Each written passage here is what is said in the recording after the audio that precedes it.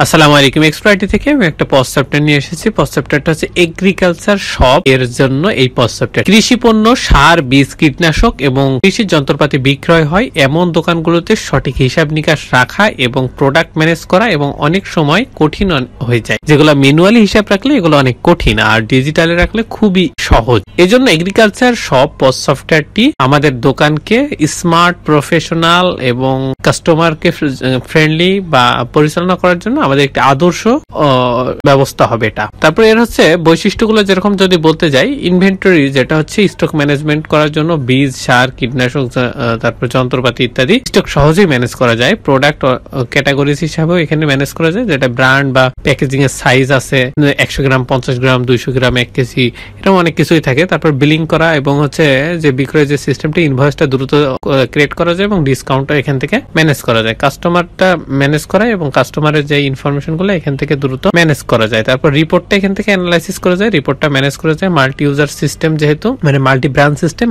সিস্টেমের কারণে একটা পজ দিয়ে অনেকগুলো ব্রাঞ্চ আপনি ম্যানেজ করতে পারবেন এবং স্টকের যে বিষয়গুলো থাকে, স্টক কমে গেলে সেটা আপনি সহজে দেখে নিতে পারবেন, কোন প্রোডাক্ট গুলো কমে যাচ্ছে, কোন প্রোডাক্ট গুলো বেড়ে যাচ্ছে। এটা হচ্ছে আমাদের এগ্রিকালচার শপের জন্য এই পজ সফটওয়্যারটি আসলে খুবই প্রয়োজনীয়। এখন এটা আমি যা বললাম সেটা হচ্ছে আপনাদের এই এগ্রিকালচার বিষয়ে যে কেন আমাদের এই পজ সফটওয়্যারটি লাগবে, এটা যদি এখন সফটওয়্যারটা আপনাদেরকে বোঝায়, সেটা হচ্ছে ড্যাশবোর্ড দেখতে পাচ্ছেন, total sale, net, invoice due, invoice, total sale, return, total purchase due, purchase return এবং এক্সপেন্স, এগুলো এখানে দেখতে পাচ্ছেন। গ্রাফিক্যাল কিছু চার্ট দেওয়া আছে, চার্টগুলো এখানে দেখতে পারবেন। এবং এটা যেহেতু মাল্টি ব্রাঞ্চ সাপোর্ট, এখানে মাল্টি ব্রাঞ্চ সিস্টেমের সাপোর্ট এবং এখানে ডেট ফিল্টার করে সহজেই দেখতে পারবেন। এরপরে যদি আমরা ইউজার ম্যানেজমেন্টে যাই, তাহলে ইউজারের যত লিস্ট এবং ইউজার অ্যাড করা বা সবকিছু ম্যানেজ করা এখান থেকে করতে পারবেন। রোলগুলো এখান থেকে ম্যানেজ হবে। সেলস কমিশন এজেন্ট হচ্ছে আমাদের এখানে অনেকে কমিশন বেস কাজ করতে পারে, সে তাদেরকে আপনি কমিশনটা কিভাবে দিবেন একটা পার্সেন্টেজ হিসাব করে দিলেন, তারপর আপনি মাস শেষে তাদের হিসাবটা করে কয় টাকা পাবে এটা করতে আপনার 2-3 দিন লাগে এরকম, বা একদিন লাগতেছে, এটা সময় নষ্ট হচ্ছে। এটা যাতে না হয়, এখানে কত পার্সেন্ট পাবে সেটা এন্ট্রি করে দেবেন, দেওয়ার পরে অটোমেটিক্যালি তার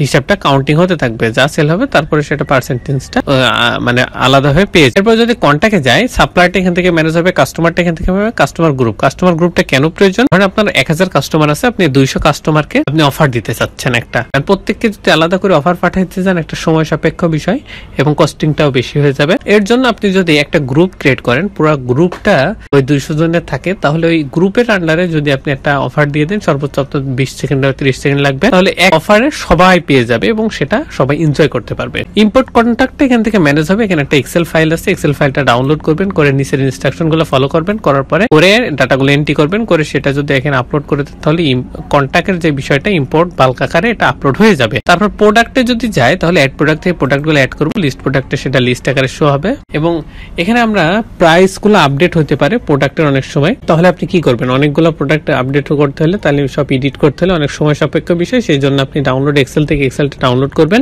করার পরে এক্সেলের সরাসরি আপনি প্রাইস গুলো চেঞ্জ করে দেবেন, দেওয়ার পরে আপডেট প্রাইস আপডেট করে দেবেন, দেখবেন যে অটোমেটিক্যালি এই প্রাইস গুলো আপডেট হয়ে গেছে। তারপর প্রিন্ট লেভেল দিয়ে আপনি বারকোডটা প্রিন্ট করতে পারবেন, তারপরে ভেরিয়েশনটা এখান থেকে ম্যানেজ করতে পারবেন, তারপরে ইম্পোর্ট কন্ট্যাক্ট এখান থেকে ম্যানেজ করতে পারবেন, ইম্পোর্ট কন্ট্যাক্টটা ওরকম বাল্ক আকারে আপলোড করতে পারবেন, ইনস্ট্রাকশন ফলো করবেন, এই ইনস্ট্রাকশন ফলো করে ডাটাগুলো এন্ট্রি করবেন এবং সেই এক্সেলটা আবার আপলোড করে দেবেন। তারপর হচ্ছে ওপেনিং স্টক, ইম্পোর্ট ওপেনিং স্টকটা বাল্ক আকারে আপলোড করতে পারবেন, তারপর সেলিং প্রাইস গ্রুপটা এখান থেকে ম্যানেজ করতে পারবেন, ইউনিটটা এখান থেকে ম্যানেজ করতে পারবেন, ক্যাটাগরি সাব ক্যাটাগরি গুলো এখান থেকে ম্যানেজ করতে পারবেন, ব্র্যান্ডটা এখান থেকে ম্যানেজ করতে পারবেন, ওয়ারেন্টির বিষয়টা এখান থেকে ম্যানেজ করতে পারবেন। এরপরে যদি আমরা পার্সেসে যাই, অ্যাড পার্সেস থেকে পার্সেস গুলো অ্যাড হবে, লিস্ট পার্সেসে সেগুলো লিস্ট আকারে শো হবে। আর লিস্ট আকারে শো হচ্ছে, এখান থেকে পার্সেস অনেক সময় রিটার্ন হতে পারে, যখন আপনার পার্সেস গুলো রিটার্ন হবে বা রিটার্ন করতে হবে, এখান থেকে যদি আপনি রিটার্ন করেন, রিটার্ন করলে পারে সেটা লিস্ট পার্সেস রিটার্নে যে শো হবে। এবার যদি আমরা অ্যাড সেল থেকে সেল করি এবং অল সেলে সেইগুলো লিস্ট আকারে শো হবে অল সেল থেকে, এবং পজে আপনি সেল করবেন, লিস্ট পজে সেগুলো শো হবে। অ্যাড ড্রাফট গুলো অ্যাড করবেন, লিস্ট ড্রাফটে সেগুলো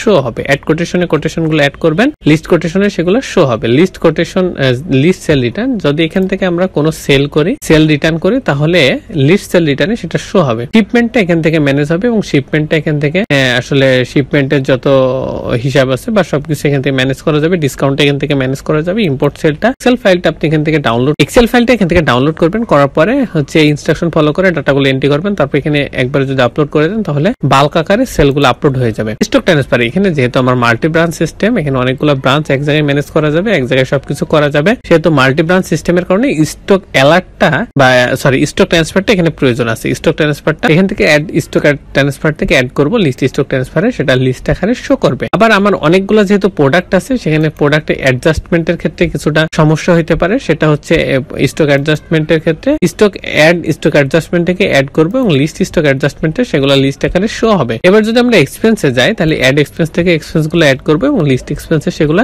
শো হবে। এবং লিস্ট এক্সপেন্সে যেগুলো শো হচ্ছে বা এক্সপেন্সে অ্যাড করার সময় ক্যাটাগরি ওয়াইজ আপনাকে আলাদা আলাদা করে অ্যাড করতে হবে। সেই ক্যাটাগরি গুলো এখান থেকে এক্সপেন্স ক্যাটাগরি থেকে ম্যানেজ করতে হবে। রিপোর্ট, আমরা এখানে যত ধরনের কাজ করতেছি, যত ধরনের এই প্রোডাক্টের এখানে যত ধরনের কাজ চলতেছে বা হচ্ছে সবকিছু হচ্ছে, সেলস বলেন পারচেজ বলেন, অল কাজের আমরা রিপোর্টটা এখানে পাবো। রিপোর্টটা যেমন পাচ্ছি, ধরেন আপনি প্রিন্ট করেও নিতে পারবেন, তারপরে হচ্ছে পাশাপাশি পিডিএফ এবং এক্সেল ফাইলও ডাউনলোড করে নিতে পারবেন। এইভাবে আপনি রিপোর্টটা জেনারেট করতে পারেন। রিপোর্টে যদি আমি বলি, প্রফিট এবং লস রিপোর্টটা এখানে পাবো, পারচেজ এন্ড সেল রিপোর্টটা পাবো, ট্যাক্স রিপোর্টটা এখান থেকে পাবো, সাপ্লায়ার এন্ড কাস্টমার রিপোর্ট এখান থেকে পাবো, কাস্টমার গ্রুপ রিপোর্টটা পাচ্ছি, স্টক রিপোর্ট, তারপর স্টক অ্যাডজাস্টমেন্ট রিপোর্টটা পাচ্ছি, ট্রেন্ডিং প্রোডাক্ট, আইটেম রিপোর্ট, তারপরে হচ্ছে product purchase report, product sales report, purchase payment report, sales payment report, তারপর এক্সপেন্স রিপোর্ট, রেজিস্টার রিপোর্ট এবং সেলস রিপ্রেজেন্টেটিভ রিপোর্ট। এই সবগুলো রিপোর্ট এখান থেকে পেয়ে যাব। এবং অ্যাক্টিভিটি লগ, মানে এই রিপোর্ট যতগুলো পাচ্ছি এগুলো আমি প্রিন্ট করতে পারবো, পিডিএফ এবং